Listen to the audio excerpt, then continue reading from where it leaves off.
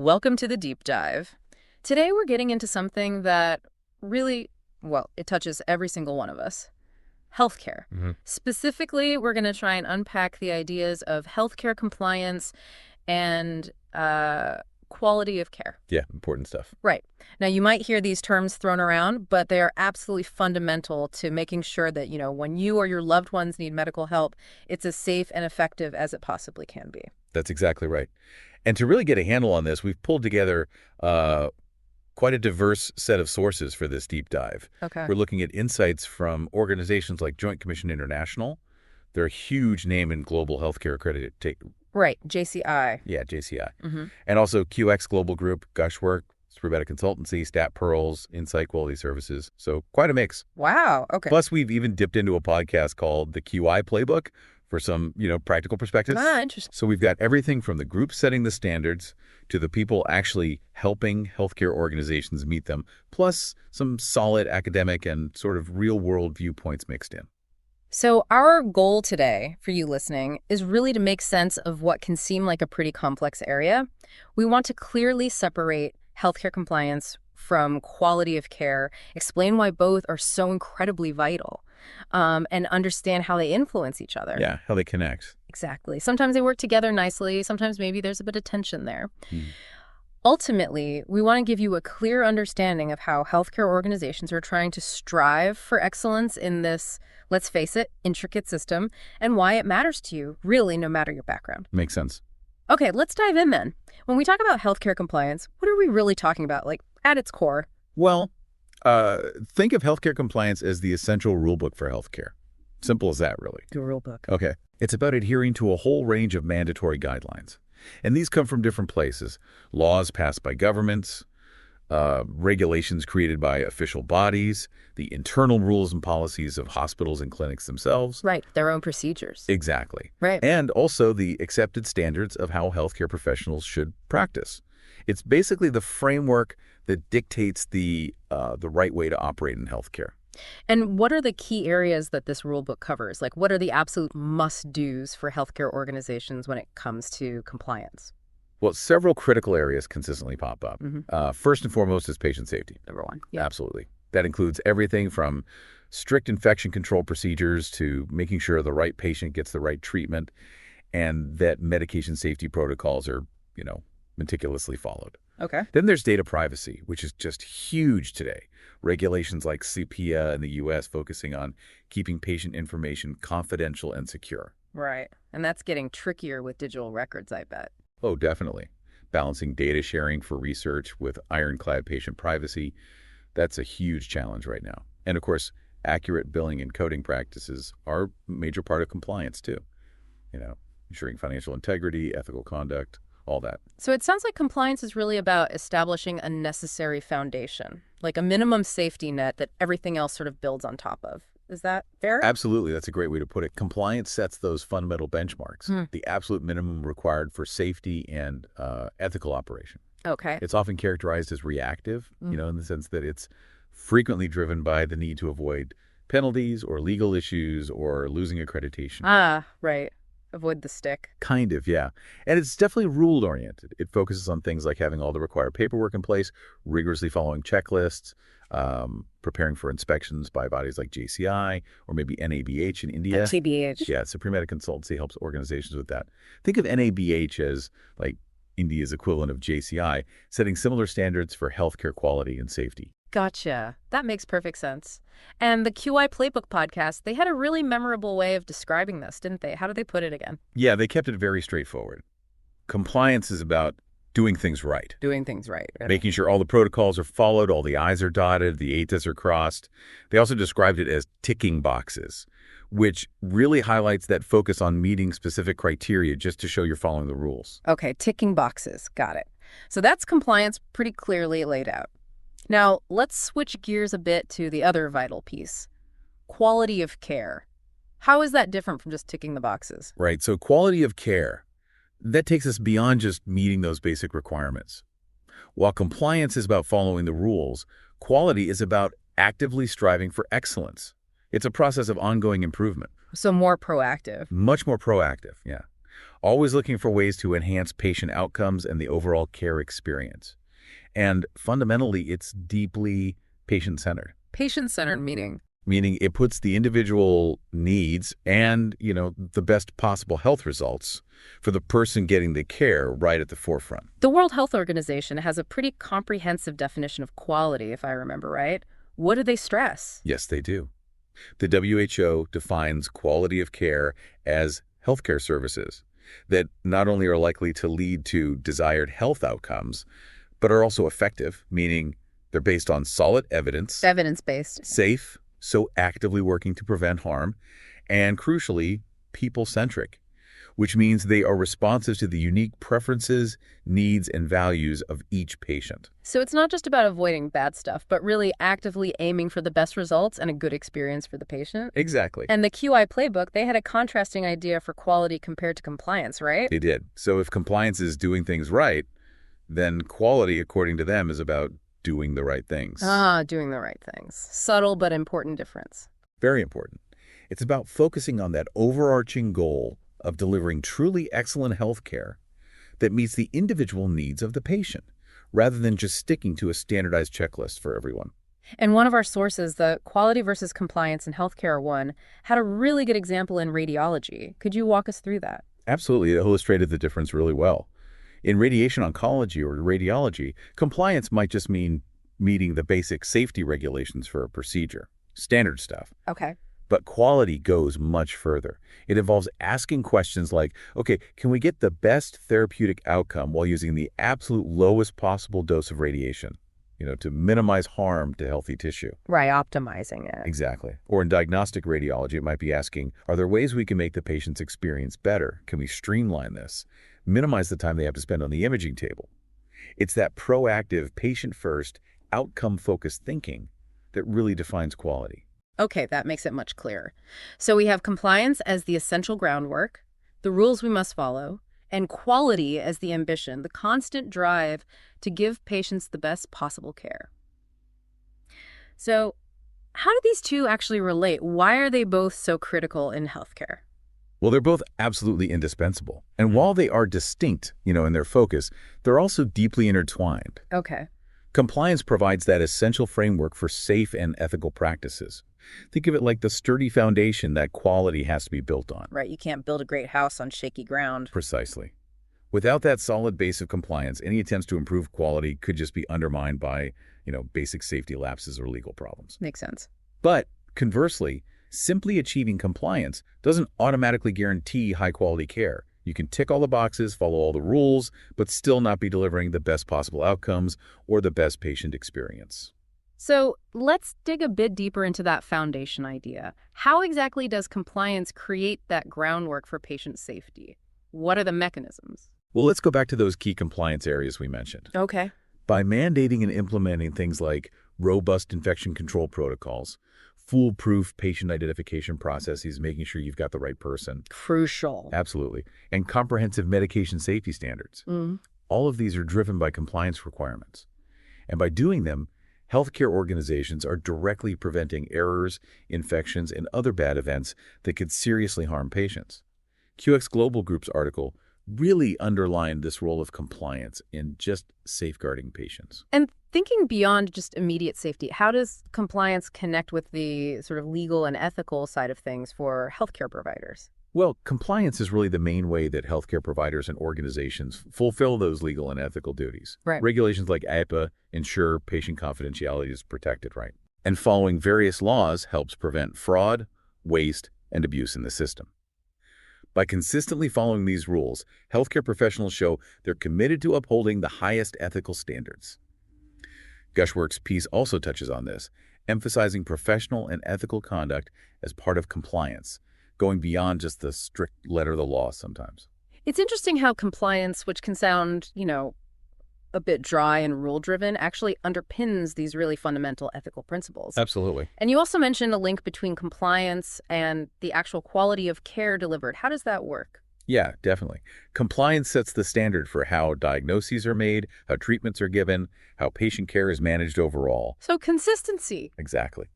By promoting the use of evidence-based practices and ensuring that established guidelines are followed consistently, Compliance helps reduce unnecessary variations in care. It encourages professionals to continually strive for better patient outcomes. As QX Global Group pointed out, this ultimately helps improve quality because patients are more likely to get treatments that are proven to work. So pulling that together, what are some of the tangible benefits an organization sees when it has strong healthcare compliance? Well, our sources point to quite a few significant advantages. We've already mentioned improved patient outcomes and fewer medical errors, which are obviously huge. Most important, yeah. Right. But strong compliance also builds greater trust among patients. It really enhances the reputation of the healthcare organization in the community. Good point. Financially, it's also incredibly important. Compliance is often directly linked to getting reimbursed for services. Plus, it helps avoid those costly legal penalties and fines we talked about. Mm-hmm. And as QX Global Group also noted, it provides a crucial layer of legal protection for both the professionals and the organizations, showing they've taken the necessary steps to ensure safety and follow the rules. It certainly paints a clear picture of why compliance is so essential, not just a bureaucratic hoop to jump through. Definitely not. But we also heard from the QI playbook about a potential danger when compliance becomes the only focus, the end goal itself. What are the downsides there? Yes, this is a really critical point they made. The podcast emphasized the risk of compliance becoming the end in itself, especially, when accreditation surveys are coming up. Right, everyone scrambles before the inspection. Exactly. And this can unfortunately lead to a very short-sighted approach. The main focus shifts to just passing the inspection rather than making genuine, lasting improvements in the actual care patients get day to day. So it becomes more about looking good on paper. Precisely. It can become more about creating the appearance of quality through perfectly documented processes rather than the lived reality of high-quality, patient-centered care. And how does this kind of compliance-only mindset differ from a genuine commitment to quality improvement? The QI playbook had that helpful table contrasting them, didn't it? Yes. That table really laid out the fundamental differences clearly. A compliance-driven approach tends to be very audit-focused. Staff often feel anxious, even fearful, about inspections. Yeah, I can imagine. And it can, unfortunately, foster a culture of blame when errors happen. Often it just results in the bare minimum effort needed to meet the standards. Just enough to pass. Right. Whereas a quality-focused approach that's centered on continuous improvement, staff feel a real sense of ownership over making things better. That sounds much healthier. It is. It encourages a learning culture where mistakes are seen as opportunities to learn and refine things. And the main goal is always achieving the best possible outcomes and experience for patients. That sounds like a massive shift in organizational culture, really. Moving from, like you said, fear and just getting by to genuine commitment and striving for excellence. It's a huge shift. And this is where quality consultancies, like that Supremediq consultancy we mentioned earlier, presumably play a key role in helping hospitals make that transition. Exactly. These consultancies offer really valuable support to healthcare organizations looking to move beyond just ticking boxes. They work to embed a culture of quality improvement right into the hospital's operations. How so? Well, from the initial design of processes and daily workflows all the way up to the big strategic decisions, they help organizations see quality not as some separate task, but as an intrinsic part of everything they do. Okay, so if the ultimate aim is that higher quality of care, how do healthcare organizations actually put that into practice? This idea of continuous improvement we keep mentioning, which leads us to continuous quality improvement, or CQI. Yeah. What exactly does that involve? Right, CQI, continuous quality improvement. It's essentially an ongoing cyclical process. It never really stops. A loop. Yeah, exactly. It involves systematically looking at all aspects of patient care to find areas where there are problems, or maybe just opportunities to make things better. Okay. Once you identify those areas, changes are put into place. Then, crucially, the results of those changes are carefully tracked and analyzed using data. It is key. Absolutely. And then, based on what the data shows, further adjustments are made. It's this constant loop. Assess, act, measure, refine. Always striving for better outcomes. And what are some of the common goals that healthcare organizations might have when they implement a CQI program? What are they hoping to achieve specifically? Our sources point to several key aims. Cost reduction is often a motivator, finding efficiencies. Yeah.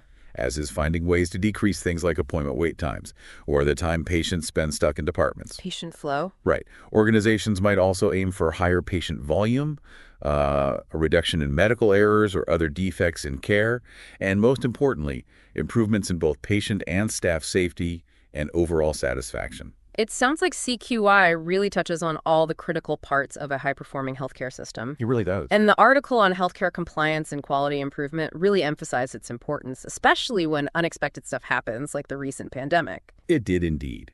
The pandemic really shone a light on the adaptability and resilience that a strong culture of quality improvement fosters. How so? Well, healthcare systems that had already embraced CQI principles seemed much better positioned to rapidly adapt their protocols, change how they delivered care under totally unprecedented circumstances. Right, they had the muscles for change already built. Exactly. And ultimately, they achieved better outcomes for their patients while also doing a better job protecting their staff. So what are the fundamental principles that really make CQI work effectively? Gushwork's article laid out 3 core principles pretty clearly. The first is focusing on systems and processes. Okay, the big picture. Yeah, taking a broad view of how all the different parts of the organization work together and finding improvements within those interconnected systems, not just blaming individuals. Right. The second is a strong, unwavering, patient-centered focus, making sure all improvement efforts ultimately line up with meeting the needs and expectations of the people receiving care. Always back to the patient. Always. And the third crucial principle is a reliance on data. CQI is heavily data-driven, using information collection and analysis to understand how things are currently performing, track the impact of changes, and make informed decisions about what to do next. Systems, patients, data. Makes a lot of sense. Now, let's make this even more concrete with some real-world examples. We've mentioned accreditation bodies like JCI and NABH.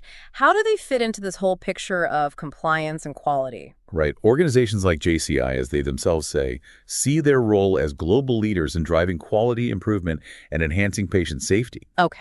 Their international patient safety goals, for instance, give accredited organizations a framework to focus on specific, known high-risk areas of patient safety and implement evidence-based solutions. So they guide the focus. They do.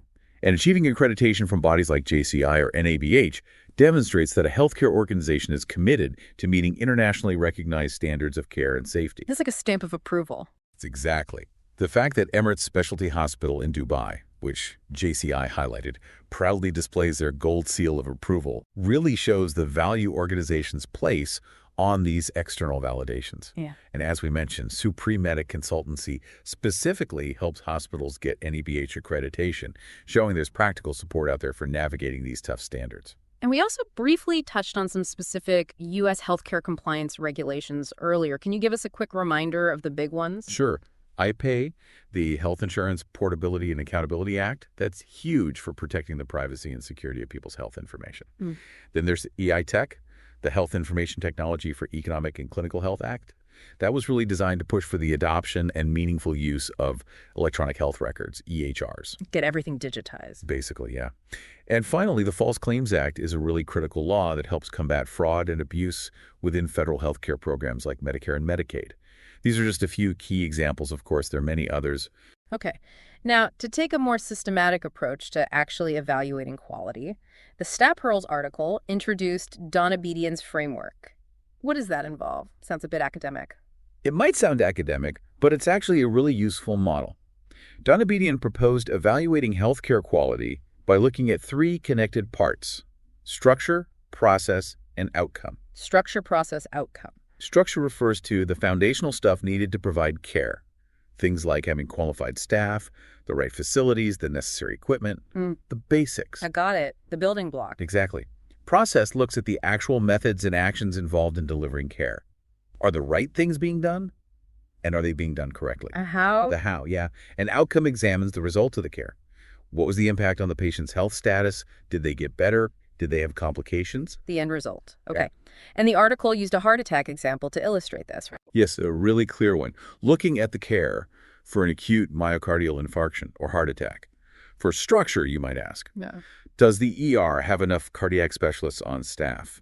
Do they have the right cath lab equipment? The resources. Right. For process, a key measure could be the door-to-wire time, how long it takes from the patient hitting the ER door to getting that blocked artery opened in the cath lab. Time is muscle, yeah. Absolutely. And for outcome, you'd look at critical things like the patient's survival rate or whether they had major adverse cardiac events afterwards. That really breaks it down nicely. Structure, process, outcome, very clear. It's a helpful framework. The Stat Pearls article also mentioned various organizations that set quality standards. Who are some of the key players there? Yeah, in the U.S., the Department of Health and Human Services, DHHS, is a big overarching role. Okay.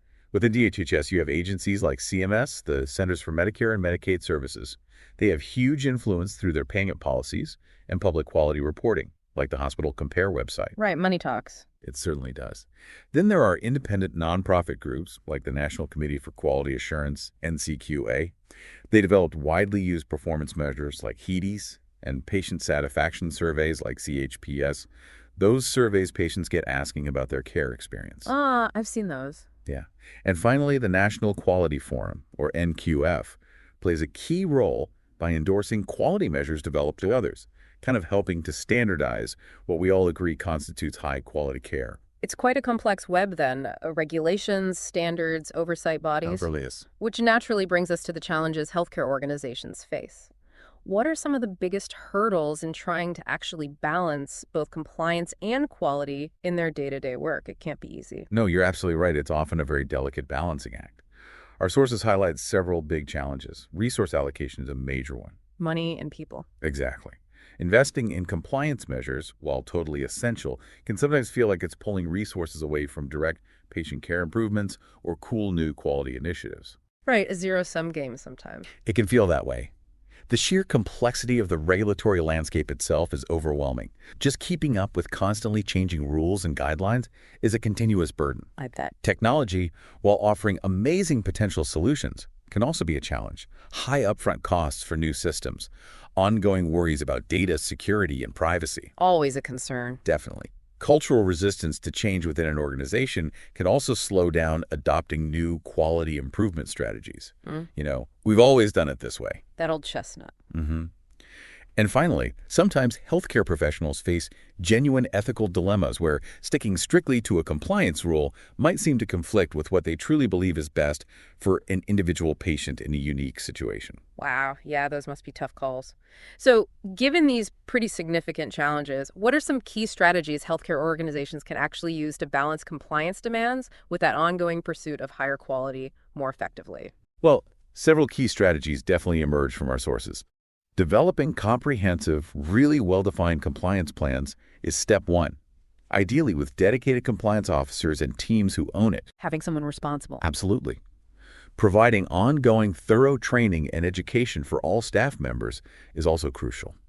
Keeping everyone up to date on the latest regulations and quality standards. Can't assume people just know. No way. Yeah. Implementing regular audits and quality assessments helps monitor performance, spot areas needing improvement, and proactively tackle potential compliance issues before they blow up. Finding problems early. Right. Embracing those continuous quality improvement, CQI principles we talked about, is vital for building that culture of ongoing enhancement. Adopting a person-centered approach to care ensures patient needs are always front and center, which actually aligns with both quality and many compliance requirements anyway. Good point. And finally, just promoting open communication and collaboration across different departments and levels within the organization can really help weave compliance and quality efforts together seamlessly.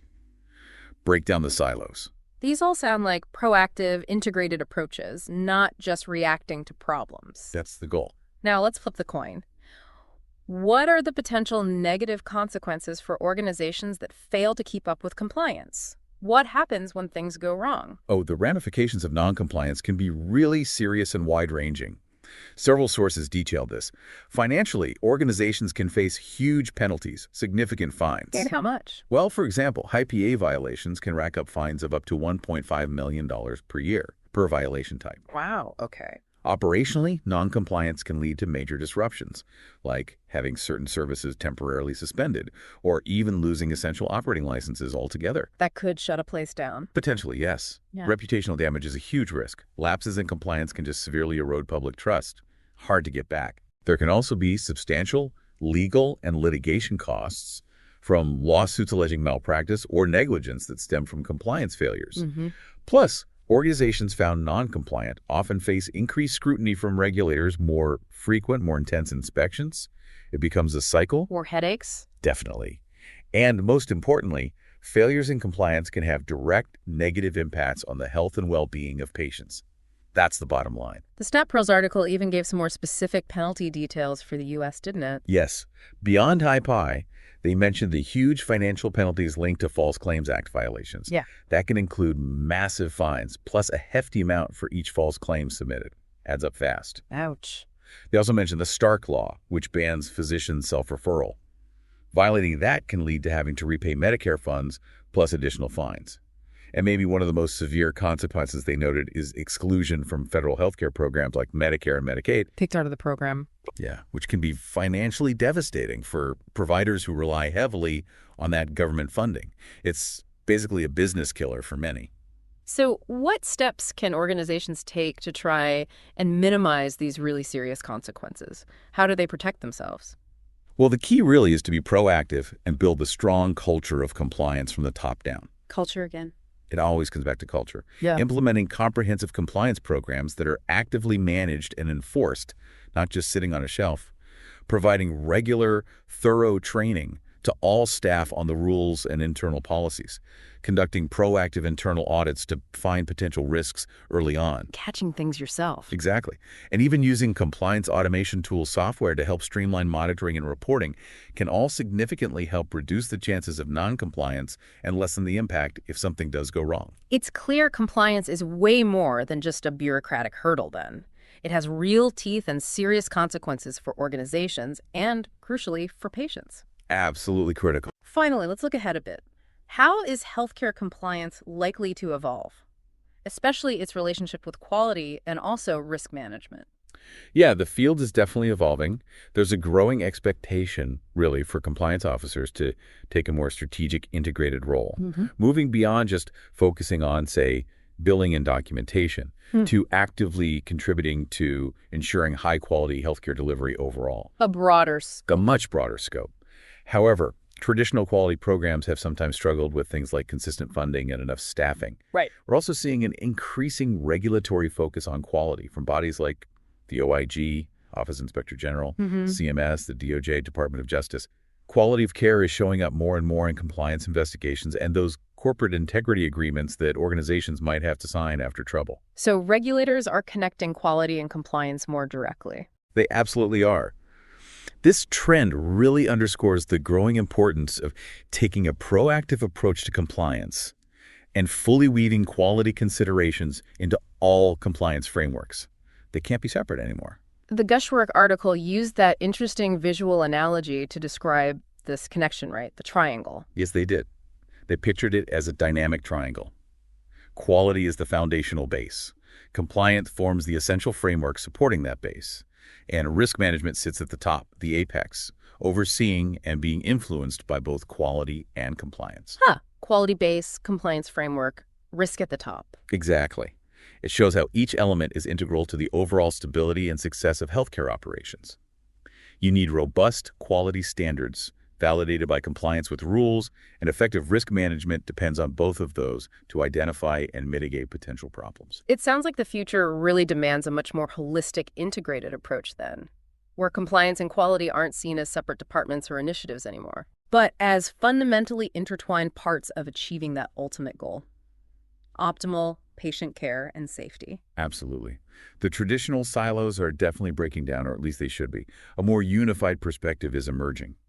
There's a growing recognition that achieving true excellence in healthcare requires not just a strong commitment to rigorously following all the rules. The compliance part. Right, but also a continuous, unwavering dedication to striving for the highest possible quality in every single aspect of care delivery. The quality part, both together. Both absolutely essential, working hand in hand. Well, this has been a truly illuminating deep dive into these crucial, interconnected worlds of healthcare compliance and quality of care. Really fascinating stuff. Glad we could unpack it. So to quickly recap our key takeaways for everyone listening, we've seen that while compliance provides those essential rules, the bedrock of safety and legal operation, Quality of care represents the higher goal, exceeding those minimums, actively pursuing the best possible health outcomes and experiences for patients. Distinct but linked. Right. They're not the same thing, but they are absolutely inseparable.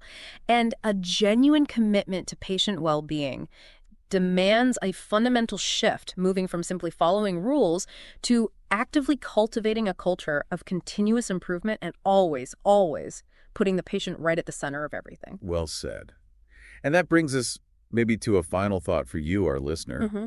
Consider how these principles we've talked about, proactively seeking quality, not just meeting the bare minimum requirements, might resonate beyond just healthcare. Interesting. Think about how it might apply in other areas of your own life or your work. Think about that fundamental difference between just doing things right, fulfilling the basic expectations, and truly focusing on doing the right things, striving for excellence and the best possible outcomes in whatever it is you do. That's a great challenge, doing the right things versus doing things right. Something to chew on. And if this deep dive has sparked your curiosity and you want to explore these topics further, we definitely encourage you to maybe delve into the work of organizations like Joint Commission International or the National Committee for Quality Assurance. Or perhaps investigate the principles and practical applications of continuous quality improvement in more detail based on what sparked your interest today. Lots more to learn out there. Absolutely. Thank you so much for joining us for this deep dive.